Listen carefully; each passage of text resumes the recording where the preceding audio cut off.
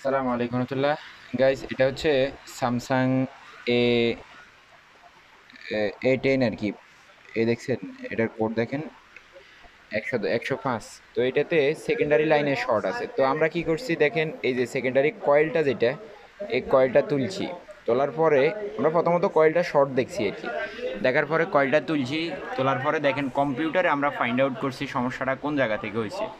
দেখেন, এই যে এটার এমন একটা লাইনের সমস্যা, আমি আপনাদেরকে দেখাই। এই যে দেখেন, এই যে কয়েলটার এই জায়গাটা শর্ট ছিল। তখন এই দেখেন শর্টটা পুরা মাদারবোর্ডে চলে গেছে, ঠিক আছে। যার কারণে মোবাইলটা চালু হইতেছে না, অটো রিডিং সাইট দেখাইতেছে। যাই হোক, তো এই ফাইন্ড আউট করার পরে দেখলাম যে এই আইসিটাতে সমস্যা। এই যে দেখেন, এই আইসিটাতে সমস্যা হয়ে রয়েছে। তো আমরা এখন এই আইসিটা তুলে ফেলবো। তোলার পরে দেখি মোবাইলটা চালু হয় কিনা, আপনাদেরকে দেখানোর চেষ্টা করতেছি ইনশাল্লাহ।